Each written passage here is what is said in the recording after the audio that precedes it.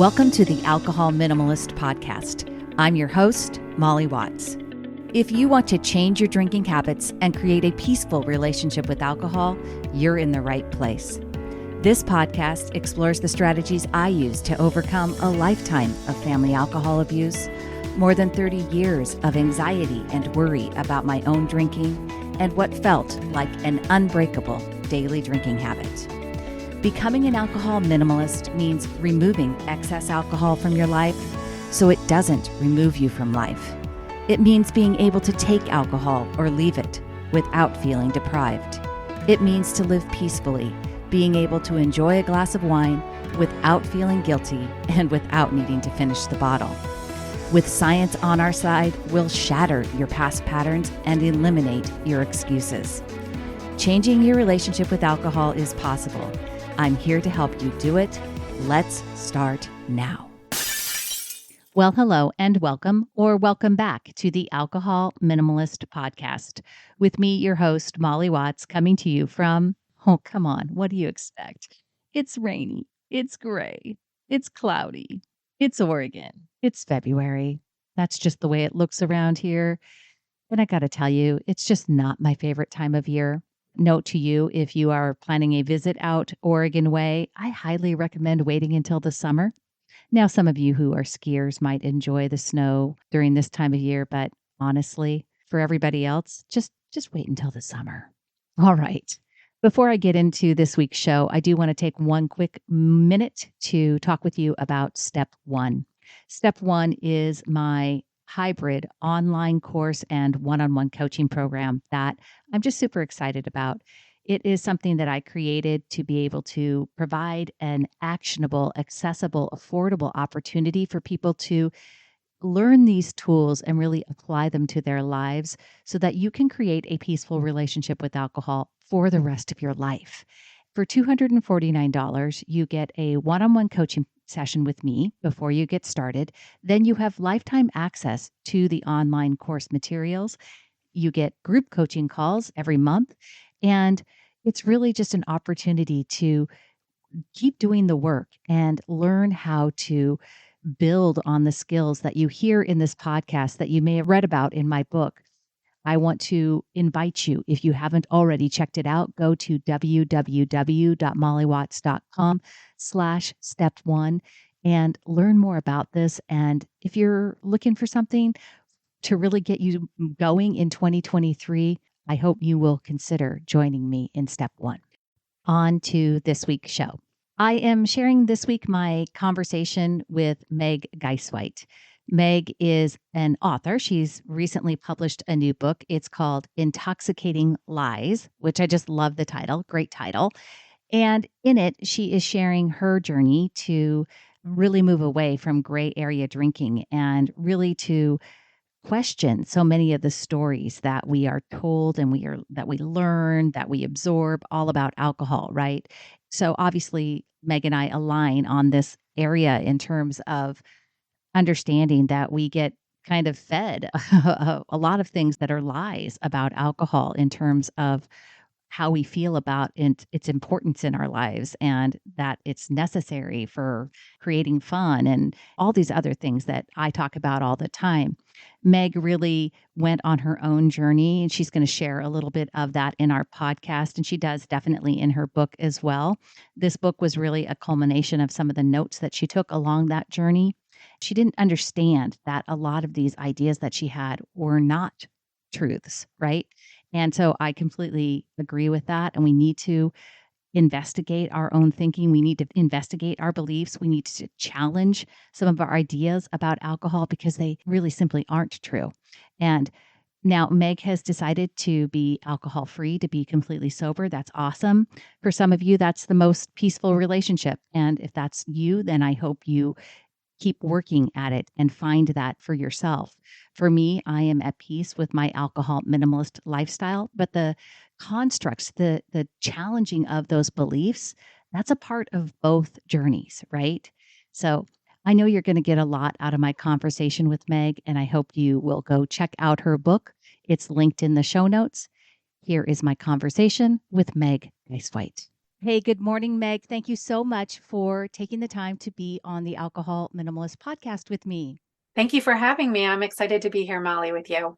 I am just so delighted to talk with you and kind of learn more about your new book. That's so exciting. And just more about you and about what this, why you've decided to write a book and the journey that you've been on. So the book is called Intoxicating Lies. So I know that you and I share a lot of common ground here on some of the misconceptions and myths that are perpetuated about alcohol. So we're going to talk about that. But tell me a little bit more about you and kind of where this whole journey started and then culminating in writing a book, which of course you and I can both talk about because I know what it's like to write a book. Yeah, sure. No, thank you so much for asking. I live in Delaware and I'm a mom of two kids. I have a daughter who is just about to turn 16 and a son who is 13 years old. And I've been married for almost 20 years. And really, my drinking story, I like to go all the way back to when I was a little girl and how the book opens up with the first impressions that I had about alcohol when my parents were either going to a cocktail party or having a cocktail party at their house. And my Hmm. mom would dress me up in her or my best Jessica McClintock dress, if you remember those Oh, velour, yep, I sure do. those velvet Uh-huh. dresses. And so I would serve hors d'oeuvres to the guests at our house, learning how to people please, talk to adults, but really seeing quite a bit of alcohol being consumed. And this is the way to connect. This was the way that my dad let off steam after traveling all week. And my mom, having three kids by herself, was another way for her to unwind as well. Hmm. And no fault of their own. It's an old conditioned belief that this is how we connect and have fun together. But it's just one of my earliest memories of alcohol. And we moved quite a bit with my dad's job, and my birthday's at the beginning of the year. And I was always having to make new friends and, invite people to my birthday. And I had only known them for maybe a hot week, Right. asking them if they would come to my birthday party. And so the need to fit in was really of utmost importance. And in the fifth grade, I was, part of that popular group, and then was ostracized in the sixth grade and felt very much like I didn't fit in. And at the same time, my mom and dad had taken us to get our IQ tested by a local psychiatrist in town who was very prominent, very well respected. It was kind of the thing, rite of passage, the thing to do in town. And after tallying up my score, she basically said to me in so many words, it's a good thing you can draw because you don't have much going for you. So here, Wow. yeah, I mean, she really should have lost her license, right? But I kept that secret to myself. I figured she's the expert. I'm a naive, young sixth grade girl and feeling like I won't amount to much. And at the same time, I was feeling like I didn't fit in as well. And so I start the book out really with the lies and stories that we tell ourselves from things that Hmm. happen to us when we're younger, or even in adolescence, and how we create these stories around them and these lies and beliefs that, try to keep us safe. And they become coping mechanisms, which I also talk about in the book. But so fast forward to eighth grade, my mom had pulled me out of that school where I was miserable because I was not fitting in. And my very first drink was in the eighth grade, where I was trying to make new friends. The popular girls came over. They asked if they could raid my parents' liquor cabinet when they went to bed. And of course, I wanted to fit in. So I said, sure. And we did shots of peach schnapps. And I had my very first hangover in eighth grade. It was horrible. And that was just really led into high school, just a social drinking whenever I wasn't allowed to go to parties. So whenever I could sneak some in socially, and again, just to fit in. And the same in college. But then in college, I had uh, uh, gotten into an incident where I was at a party in the basement with loud music and was talking to a handsome, charming rugby player who asked me to go outside because the music was too loud. And I was sexually assaulted. And that incident really threw me into this over-functioning type of coping mechanism from that trauma. And so I joined every curricular activity at school. I graduated with cum laude grades. I had to prove that because I couldn't control my body, that I was in control everywhere else in my life. And even after college, this drinking socially and putting myself in situations which weren't great with men after heavy drinking continued, and I had a second assault after college. And both of those incidents really made me feel not good enough too. I really was, now my self-worth was rock bottom. And I was turning towards the culture, because I had fallen into sales upon graduation, into that hustle culture of I am what I produce.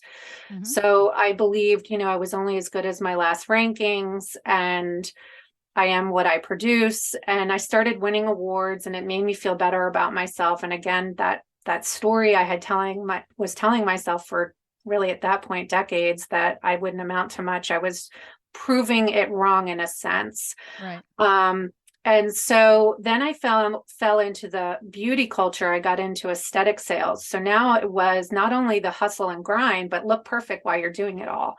Right. And it was a toxic culture as well, because it's exhausting keeping up with the Joneses and the appearances, and really looking for that external approval and validation. And then I met my husband, and we got married, and alcohol was really at the center of our marriage. We like to entertain. We connected a lot over drinks, and then we had 2 kids, and I fell into the mommy wine culture, where, with the parenting challenges, we are sold the lie that it is the solution to our mommy woes. Unknowingly, that not knowing that it was compounding a lot of the issues at hand. So I fell into really what Jen Couch at SoberSys calls the detox to retox loop. I was socially drinking still at that point, but I had three life back-to-back incidents that happened that really shifted that recreational social drinking to a medicinal nightly wine habit, because I was always wanting to be in control. I was a chronic overachiever. I was a perfectionist. I was a people pleaser, right? From all of these things that I just recently, just told you in my story. Yeah. However, when these 3 back-to-back life incidents happened, I didn't have control over them. They were so overwhelming, and the typical coping mechanisms were just not really working, right? And so I was falling more and more into the nightly wine habit to shut off the chatter in my head, to escape the madness of the day. And I had finally worked up the courage to tell my therapist that I thought I possibly could have a drinking problem, that I was no longer just drinking on the weekends, that this was turning into a nightly wine habit. And the back and forth tug and war in my mind, and the questioning that I had about my relationship with alcohol. Now, mind you, every time I would ask anybody, they're like, you drink just like I do. It's right. You don't have a problem. So when I finally got the courage to tell her, she said, no, I don't think you have a drinking problem. I think you're thinking about it too much. And so her ill advice really kept that nightly wine habit going for 2 more years. And I didn't really hit a rock bottom. There weren't any external consequences. My marriage was fine. I was still winning awards at work. My kids were thriving. However, when I no longer wanted my kids to do sports in the evenings so that I could come home to my rewarding glass of wine, that scared me, because I felt like I was no longer in control. It was in control of me. Mm-hmm. And so that is when I started doing some research and found SoberSys and decided to do her 21-day reset. Now, I fell into the lie of the instant gratification society that we live in. Like, I'll just do 21 days and And it'll be reset my fixed, right? drinking. Yeah, right. I'll And go I'll be right all back. good. Right. Yeah, I'll be all good in 21 days. I literally believed I just had to get a few tools under my tool belt. Something was wrong with me. Everybody else is able to manage this. This is my problem. It's truly what I thought. Plus, I thought there'll be about maybe 2 or 3 other women in this group. And I get in and there's hundreds of women in there. And I'm thinking, why are there so many women in here? And wow, I am really not alone in this struggle that I had been silently struggling with for years. And as I dove into Jen's daily emails and lessons and reading Annie Grace's This Naked Mind, the veil started to drop on truly what alcohol is. And I started becoming more sober curious and asking myself, why am I using a depressant to celebrate? If it's a carcinogenic, why aren't we warned about this? And why is there such a stigma around it if we decide to explore a relationship with it? And so I just started journaling, listening to podcasts, reading Quit Lit, and decided after the 21 days that I really had never felt better. And in the past, when I had tried to quit drinking, it was sheer willpower that got me through. And now something was different, right? Something was changing and shifting for me in how I viewed alcohol. And I started asking myself, like, what is it truly providing for me? What do I believe about it? And so in my book, I go over the 5 most intoxicating lies about alcohol and what I believed that it provided to me. And after her 21-day reset, I joined her alcohol-free lifestyle program. And it was really around that 100 days of being alcohol-free that I started feeling things really shift in my brain. And I say that because, again, we are in a society that think dry January. We just came out of Dryuary, right? Yeah, for sure. Right. So that's really and the journaling all through that process and that time turned into a book. So I take you on my sober curious journey.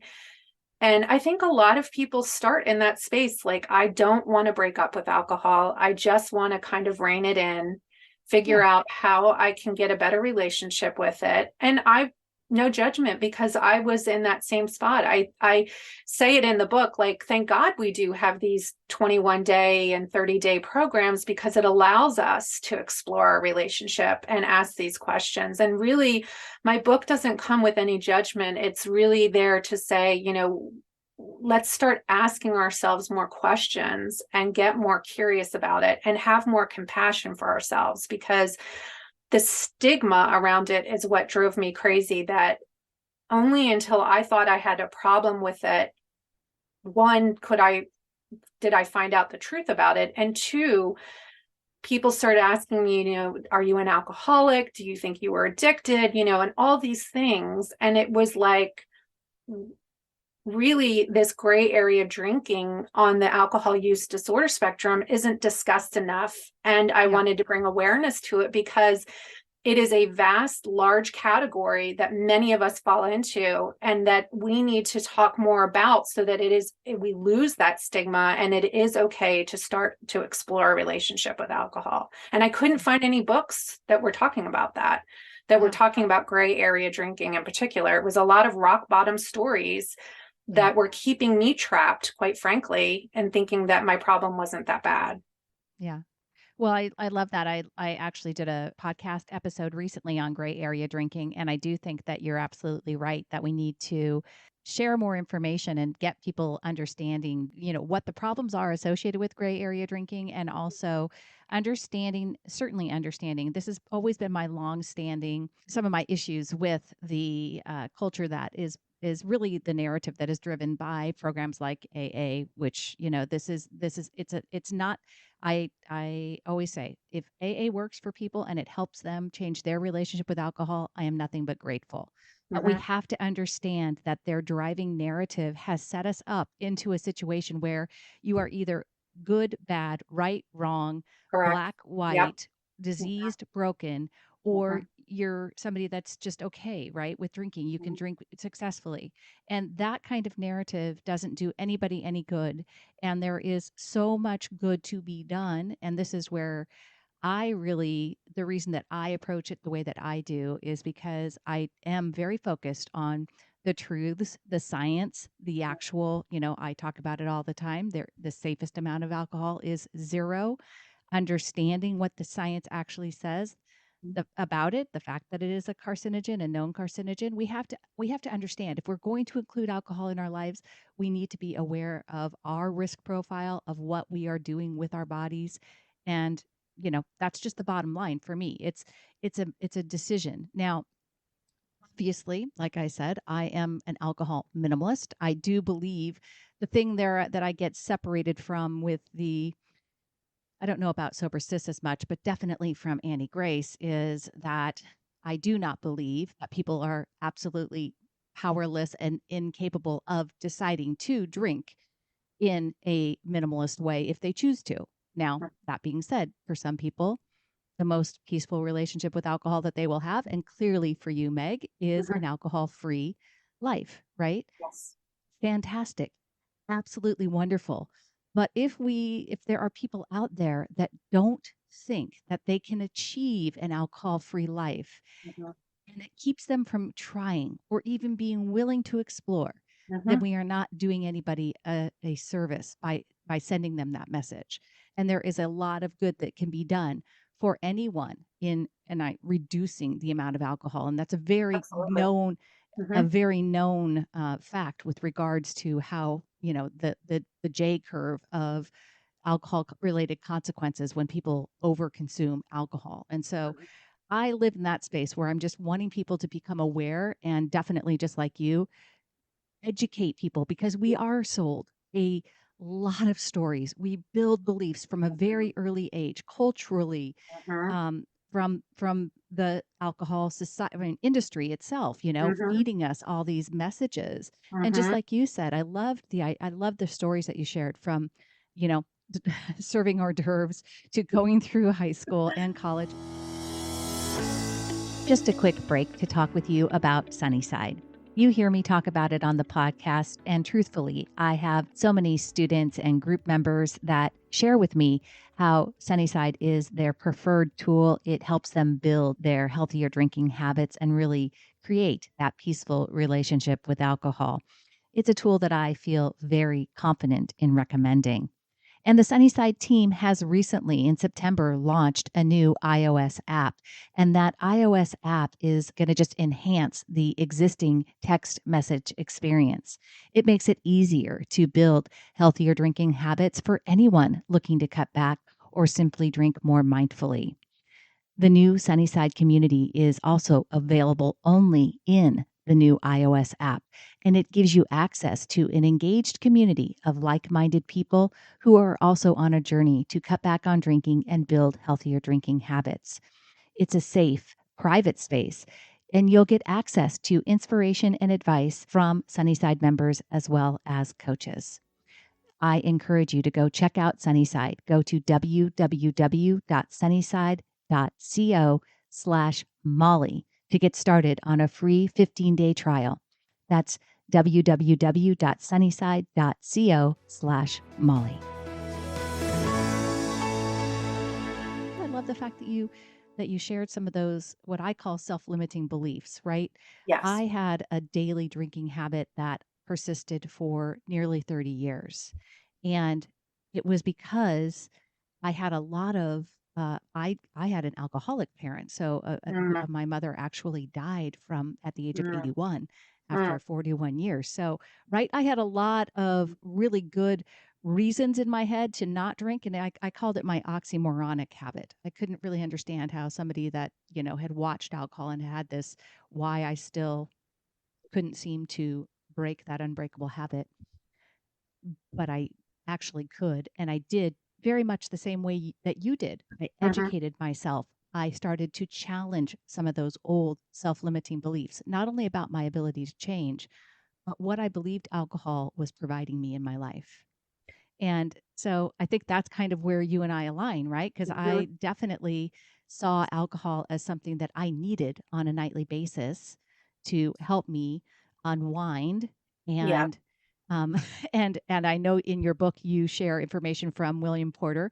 I've Yeah, talked to William a couple of times on the podcast. He and I are, he's great. good colleagues. He's awesome. The the fact is that the neurochemistry actually is the opposite. I was actually fueling my anxiety with Hmm. my daily drinking habit. That's right. Yeah. That's right. Yeah, I think that, like you said, that we need more and less versus. Yeah. So when we box each other up and put each other into this black and white, especially drinking categories, it does us a big disservice. There needs to be more discussion of this in huge space. And no matter where you are on that gray area, your hue could be a lighter shade of gray or a darker shade of gray. But what's important to know is kind of like what you're saying right now is that Jen says this in her program in Sober Sis, it's a one-way drinking highway. And if we don't pull over and lift up the hood to kind of examine, are we headed further down that one-way drinking highway? And, it can take one major life event like a divorce, a death, an affair, and it can shift you pretty quickly down that highway.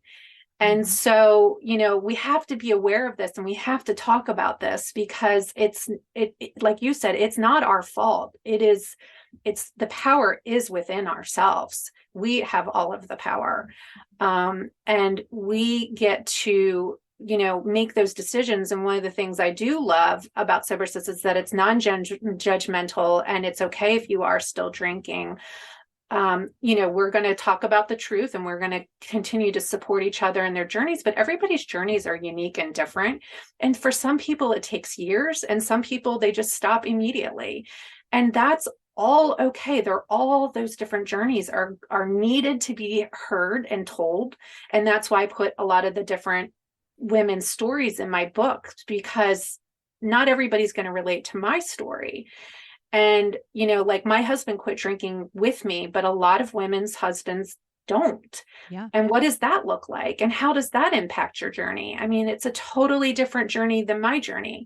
So, we have to start talking about all of these different hues and spaces on the gray areas spectrum, because there are so many of us in this category, and it's becoming an epidemic for women. I mean, drinking went up 41% in women during the pandemic because we're sold these beliefs and lies that it is a crutch, it's a way to cope, it's a reward. And like you said, we're not told the truth that it's compounding our anxiety and our depression. And so it makes me angry that we have to think we have a problem with it in order to get to find out this information. Why are we not being told this? Why Yeah. are we not discussing this? So all, comes down to money. Yeah, right. And that's they called it big tobacco, right? Back in the Right. 1950s, before smoking became the kind of the pariah that it is now. But it certainly wasn't, right? And the smoking tobacco industry uh, pushed against all the what we knew to be the truth about Mhm. lung cancer and everything else with regards to tobacco and smoking. And the bottom line is that many people believe that that is where alcohol will end up. Mhm. The science isn't quite as starkly conclusive as tobacco and nicotine, so it's a little bit more challenging in terms of that respect, because there are and who knows, gosh, and now we've got CBD and cannabis and everything else on the rise too. So Mhm. the bottom line is that there needs to be more education around all of it, in Yeah. my opinion. People Mhm. are going to be in regulation, and money will drive all of these things. Right. Policy will drive all of these things. Yeah. Don't kid yourselves, folks. But while that is the case, and that's really what I talk about in my book, and kind of you've mentioned it too, is we have to become our own advocates. We have to Right. become aware, and we Mhm. have to learn, and we have to create awareness. I call it using your big, beautiful, brilliant human brain. You need to you need to understand, and Mhm. that's really the goal and purpose of my podcast, is to help people gain more understanding and awareness, not only of how their brain works, how Mhm. the neural habit works, how the neuroplasticity works, but also and how alcohol impacts that neurochemistry for sure, Mhm. but also because we have to be willing to question the stories that persist on television, in movies, on social media. You're still going to see it all over the place. Yep. And what I love about being in the space that I'm in and where I am now with my understanding of all of it is, instead of it like me seeing it and going, oh, that's great, I really want to go drink that because it looks so sophisticated and, awesome.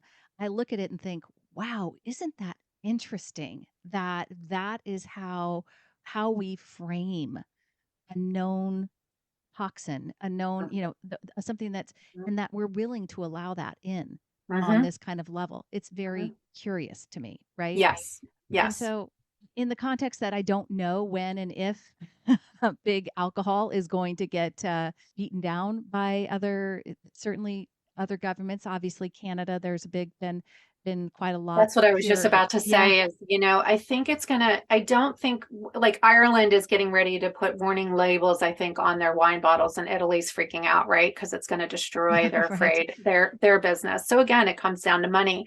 But I think where we do start is with the dietary guidelines within the Mhm. US. They just elected a new committee, and I just found this out because I'm in pharmaceuticals and I have access to some physicians who said, we can speak up and put in our 2 cents about the impacts of alcohol in the dietary guidelines. And much like what Canada did, shifting it from, I think it was 2 a day to 2 a week, Correct. and it's 4 ounces. Now, you and I both know, at least I know when I was drinking, I was not measuring my ounces. We count, and that's the other myth and lie we believe is that, well, I'm only drinking 1 glass. Well, your 1 glass could be 8 or 9 ounces. Yeah. No. We're very big here on Alcohol Minimalist about being very realistic. We look at alcohol by volume. I definitely tell everybody, you got to measure, got to pour, got to look, got to be aware, because we can't, just like you cannot change what you cannot see. If you're not willing to be realistic and transparent with yourself, you're not going to be able to change much, right? Right, right. And so, I think it's going to start with the guidelines. I don't think that there's going to be any major movement until the guidelines Yeah. really are set in place. And who knows how many voices and how many letters and how long that will take, right? I mean, we just don't know. There's so many hands in the cookie jar at the state level, the distribution level. Um, but what we do have control over is these podcasts, these books, and getting the truth out there, and really allowing, like you said, the space to be able to be curious without judgment. And that's really what I want, is compassion, not only for ourselves, because we've been duped. And there's a lot of women who have a lot of shame around their drinking, which is the thing I hear the most. And that is heartbreaking to me, because we've been sold a lot of lies and a lot of beliefs and stories and myths on TV and in movies and on commercials and in our culture and even in our families. And those took years, right, to be ingrained in us. And it takes a long time to rewire and realize that it's not your fault. It is your responsibility to get curious. And like you said, ask yourself the questions like, is it providing? Is it giving me anything, or is it taking away? And I really encourage that in my book. Is just, even with the 5 most intoxicating lies, just ask yourself, do you believe this? Do you not believe this? What is it that is in your mind convincing you that it's giving you something? Because as long as we live in that state of mind in our brains where we think it is of some value or provides us with something, we will probably be stuck in a deprivation mindset, because we'll think that we are missing out on that value or that belief. And that is where I just encourage you to stay curious about it and start asking yourself if it's true, if it really is giving you these things. And that's Yeah. where the truth will come out. Yeah. And it's a matter of, I talk with people a lot about telling the whole story, right? So the whole truth, because Yeah. we often want to believe just the first part of the story and not really ask ourselves. I know for myself, I lived with this constant state of anxiety and worry about my drinking for so long that I literally thought that that was just a part of me, like who I was. Like I was just kind of a natural worrier. And I Mhm. thought that it was just who I was, not understanding that it was not just written in stone, that I didn't have to keep being that way, that I didn't have to keep choosing that. Mhm. And I know that you, in your book, you mentioned Rachel Hart, you mentioned Take the Yeah. podcast, and obviously what I talk about, well, maybe not obviously to you, I don't know how much you've listened to my podcast, but I talk all the time about how our thoughts lead to our feelings, which create our actions, which deliver the results that we have in our lives. The bottom Yes. line is if it's a habit that's not serving you any longer, if anything that you are doing in your life, you've got to work backwards and you've got to see what thoughts are taking you down that. And you will create your own mindset of deprivation if that's where your thoughts are. Right. I don't have any deprivation, any desire to overdrink at all. I know I'm very cognizant of, like I said, how I want alcohol to be included in my life or not to be included in my life. And Mhm. that is certainly not something that happened in 21 days. I will tell you that. And I appreciate you sharing that and saying that as well. It's one of the things that I think is even coming out of Dryuary. I do Dryuary every year, not because it's I need to in terms of resetting or anything else like that. I do it because I remind myself all the time about the value of alcohol-free days in my life and why I want to incorporate more and more alcohol-free days into my life, and that's the way I do it. So Yeah. there are different paths, different journeys. Mhm. Meg, I really appreciate you taking the time to share yours with me today. Tell my listeners how they can learn more about you and about how they can pick up Intoxicating Lies. Thank you so much, Molly. Well, Intoxicating Lies is sold everywhere books are sold. And you can follow me on Instagram at Intoxicating Lies Book, all one word, or on Facebook at Intoxicating Lies, One Woman's Journey to Freedom from Gray Area Drinking. And that's the two social media places that I spend the most time. And feel free to DM me anytime with any questions, and just continue to stay curious. Awesome. Meg Geisewite, thank you so much for being here. Folks, I will link everything in the show notes so you can pick up Meg's book. You can connect with her wherever and you can learn more about her and more about just, this is again, just another perspective on creating and changing your relationship with alcohol. And I appreciate you being here. Thank you for having me. Thank you for listening to the Alcohol Minimalist Podcast. This podcast is dedicated to helping you change your drinking habits and to create a peaceful relationship with alcohol. Use something you learned in today's episode and apply it to your life this week. Transformation is possible. You have the power to change your relationship with alcohol now. For more information, please visit me at www.mollywatts.com.